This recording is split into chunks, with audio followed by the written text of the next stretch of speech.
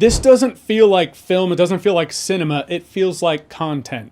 You already know what I'm about to say, don't you? I mean, come on, we all knew this was coming. Disney just admitted the Mandalorian movie is a lie. Actually, wait, let me back up. They didn't come out and say it directly. They never do. But they told us anyway, in the worst possible way. Here's the thing though, the movie is called The Mandalorian and Grogu, and it's in theaters right now. First Star Wars film in 7 years. 7 years. And you know, just like I know, something felt wrong the second they announced it. But before I get to that, let me tell you what happens in this thing. Because you need to see the lie to understand the lie. The movie starts with Mando in a walker. CGI walker. Really noticeable CGI.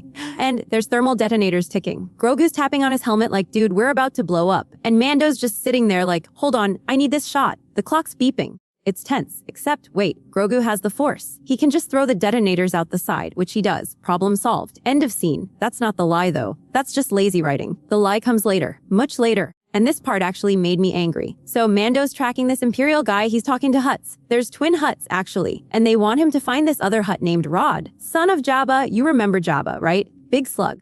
Evil. Died in Return of the Jedi. Well, Rod is nothing like his father. Nothing? He's been hitting the gym. Slamming, creating, speaking English. He's a gladiator now. And he keeps saying the same thing over and over. I don't like my father. I want nothing to do with my father. When I'm out there, I feel alive. He says it twice. Same words. Like the movie forgot it already played that tape. And look, I need you to stay with me here, because this is where it gets weird. Jeremy Allen white voices Rod, the bear guy, great actor, but you can't even tell it's him. Could have been anybody. So why him? The final season of The Bear drops next month on Hulu. Hulu is owned by Disney. You see where this is going. This wasn't a creative choice. Not a creative choice at all. It was a stealth cross-promotion. They turned a Star Wars movie into a commercial. But that's not the lie either. That's just Hollywood being Hollywood. We all knew that already. Here's the lie. Ready? The movie feels like TV. Not good TV. Filler TV. Like someone took 4 episodes of a show that never got made, glued them together, and called it a film. You can actually see the episode breaks. There's a moment where Mando fights a CGI monster. End of episode. Then more monsters, then a robot fight, then another monster.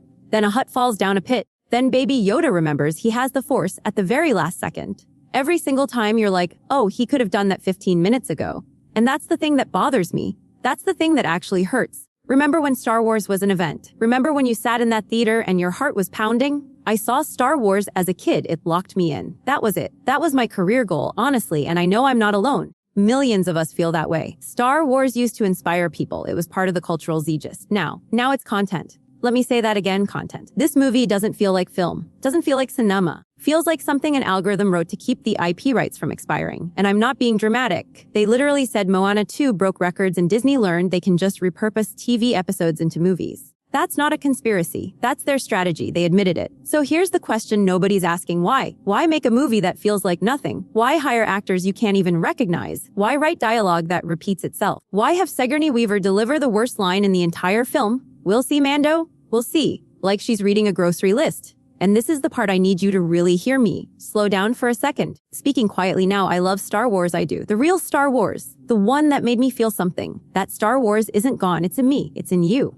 They can't take that. They can't. But what they're doing now, this factory line, algorithm-friendly nostalgia bait content, that's not for us. That's for shareholders. That's for keeping the machine running. And the saddest part. The Mandalorian show was good. It was really good. It felt like Star Wars. It had soul. And then Disney looked at that soul and said, how do we turn this into a franchise product? How do we stretch this across 5 seasons and 3 movies until nobody cares anymore? They even put Dave Filoni in the movie, as himself, cowboy hat and all, just standing there like a Starbucks cup in Game of Thrones. Not even trying to be a character. That's how little effort went into this. So here we are. Disney just admitted the Mandalorian movie is a lie, not with words, with a product, a lifeless, soulless, written by AI, feeling product that exists for no reason except to hold on to theatrical rights.